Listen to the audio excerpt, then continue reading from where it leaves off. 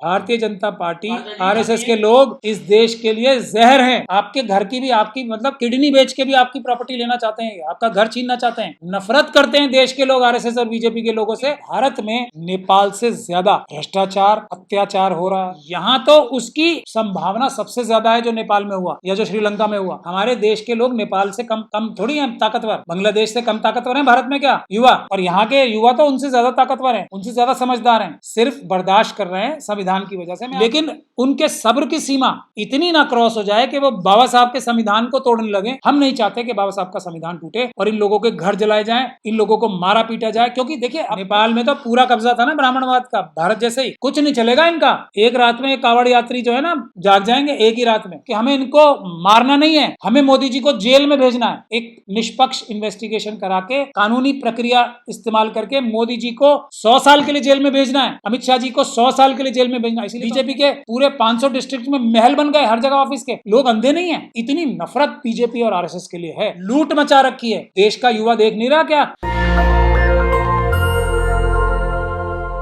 वहाँ आंदोलन हो रहा बड़े पैमाने पर, जो वांगचू हैं वो आंदोलन, सोनम वांगचू, क्या कहना चाहोगे?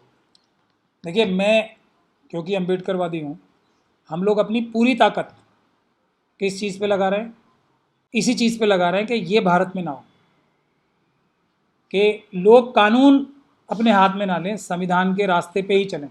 हम लोग पूरी ताकत इसी में लगा रहे हैं क्योंकि भारत में नेपाल से ज़्यादा, जो कि एकदम लद्दाख के बिल्कुल बराबर में ही है, नेपाल से ज़्यादा भ्रष्टाचार, अत्याचार हो रहा है भारत में।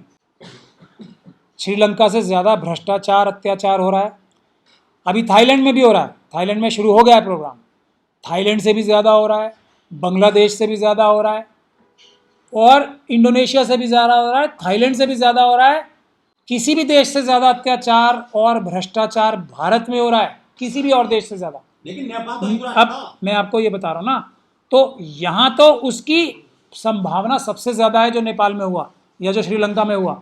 लेकिन यहाँ बाबा साहब का संविधान बहुजनों को रोका हुआ है। 90% जो लोग हैं ना वो बहुजन समाज के बाबा साहब को मानने वाले लोग हैं।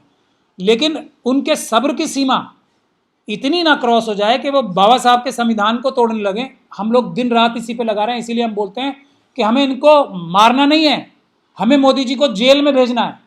एक निष्पक्ष इन्वेस्टिगेशन करा के कानूनी प्रक्रिया इस्तेमाल करके मोदी जी को 100 साल के लिए जेल में भेजना है, अमित शाह जी को 100 साल के लिए जेल में भेजना। इसीलिए तो हम कहते हैं ये बात, और उसके लिए हम दिन रात एक किए हुए हैं।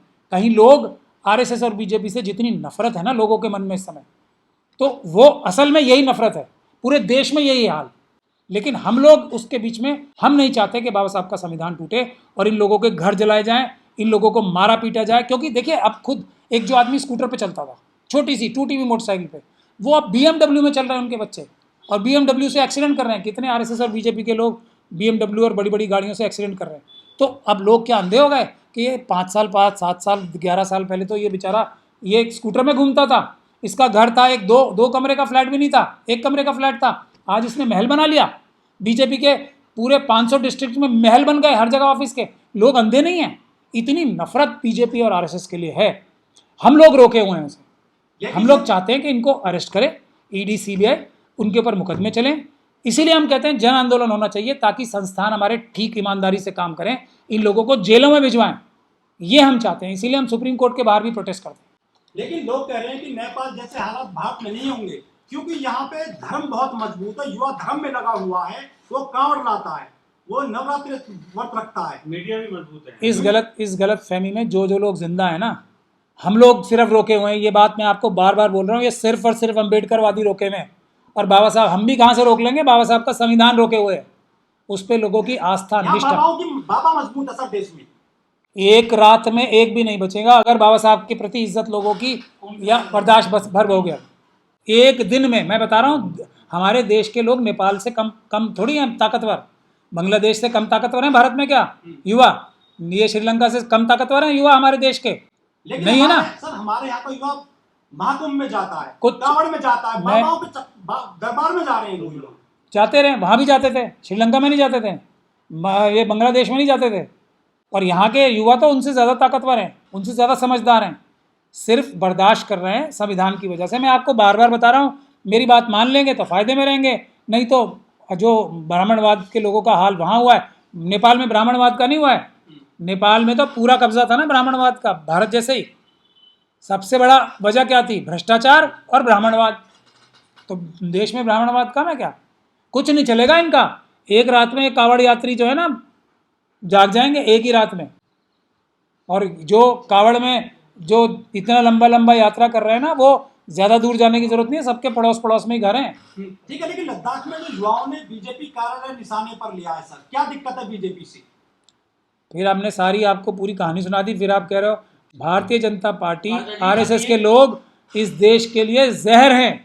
बाबा साहब का संविधान खत्म करके मनुस्मृति लाना चाहते हैं। ये मनुस्मृति मतलब ना आप पढ़ सकते हो, ना लिख सकते हो, ना प्रॉपर्टी रख सकते हो, ना नौकरी कर सकते हो, ना वोट दे सकते हो, ना सड़क पे चल सकते हो, ना तालाब से पानी पी सकते हो, ना कुएं से पानी पी सकते हो। ये लाना चाहते हैं बाप। इसलिए लोग नफरत करते हैं इनसे। आपके घर की भी, आपकी मतलब किडनी बेच के भी आपकी प्रॉपर्टी लेना चाहते हैं, आपका घर छीनना चाहते हैं। नफरत करते हैं देश के लोग आरएसएस और बीजेपी के लोगों से। और पिछले 11 साल में तो इन्होंने जो लबादा उतार ओढ़ रखा था ना कि हम बड़े शरीफ लोग हैं, हम तो सेवा करना चाहते हैं, वो खुल के सामने आ गया।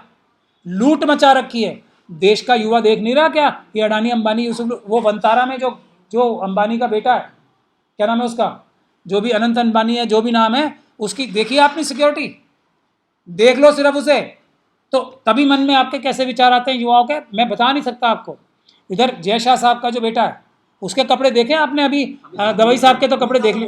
हाँ, वो जो जय शाह है, अमित शाह साहब का बेटा, उसके कपड़े देखे आपने? क्या है उसकी, क्या क्वालिफिकेशन अमित शाह जी की और जय शाह साहब की? बताओ मुझे आप।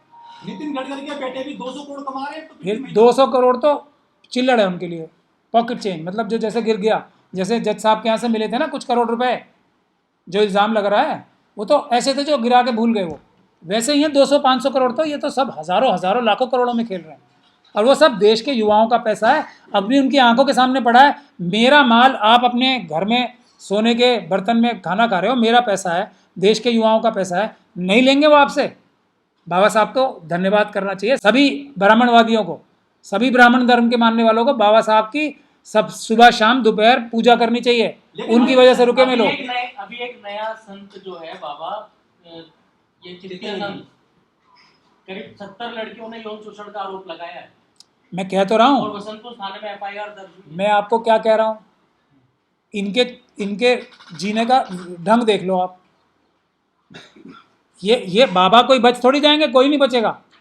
ये हमारे उलमाए सू जो हैं, जो ये मोटे मोटे पेट और बढ़िया बढ़िया गाड़ियों में लंबी लंबी, अरे तो एक ही तो हैं ये सब ब्राह्मणवादी हैं। मेरी किसी से दुश्मनी थोड़ी है कि मैं जो बेचारे पंडित हैं वो मंदिर में बैठ के वही काम कर रहे हैं और ये मस्जिद में बैठ के कर रहे हैं, तो मैं इनको बुरा कहूँ और उनको ना कहूँ। ये सब के सब अनुवादी हैं। पंडित जो है वो तो मंदिर में पूजा कराता है, लेकिन संत जो ये बाबा बने हुए तो आश्रम चलाते हैं। तो ये सब क्या चला रहे हैं? पंडित जो उलमाए सू क्या चला रहे हैं, ये भी यही चला रहे हैं। कोई फर्क नहीं है, सब एक ही हैं। मतलब ये है कि कोई एक टी शर्ट बेच रहा है, कोई पैंट बेच रहा है, कोई पेन बेच रहा है सब फ्रॉड, सब फ्रॉड है।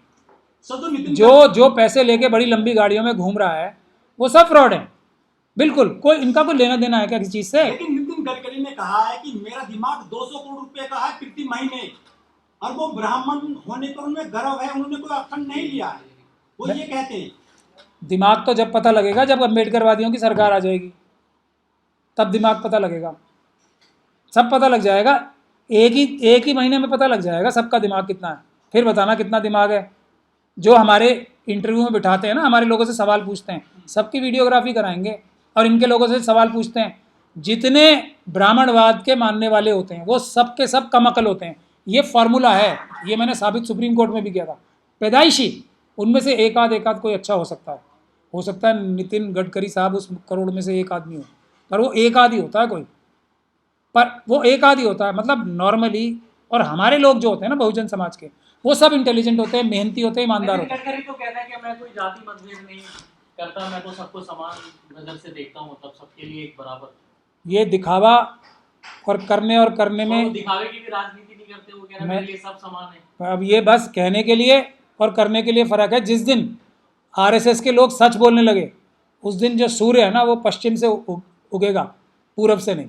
आरएसएस के लोग, जितना बड़ा जो नेता होगा उसकी क्षमता सच बोलने की उतनी कम होगी। सच ये बोल ही नहीं सकते कभी, ये जो भी बोलेंगे वो सच नहीं होगा, ये मान के आप इनको चलो तो आप बहुत आराम से इनका चाल चरित्र और चेहरा समझ सकते हैं। तो क्या लद्दाख से ये लड़ाई जो है यूपी में पहुंचेगी, दिल्ली में पहुंचेगी, क्या पूरे भारत में पहुंचेगी? हम लोग इसे रोकेंगे। हम लोग संवैधानिक रूप से इन लोगों को अरेस्ट करा के कानूनी माध्यम से जेलों में भिजवाएंगे, इनको मरने नहीं देंगे। हम इनकी लंबी उम्र की कामना भी करते हैं ताकि ये लंबे लंबे समय तक जेलों में रहें। नेशनल दस्तक की आपसे गुजारिश है कि अगर इसको बचाना चाहते हैं तो नेशनल दस्तक को सब्सक्राइब करने के लिए रेड कलर के सब्सक्राइब बटन को दबाएं, फिर बेल आइकन की घंटी दबाएं। नेशनल दस्तक को बचाने के लिए बहुत जरूरी है कि हर खबर को शेयर करें, लाइक करें, कमेंट जरूर करें।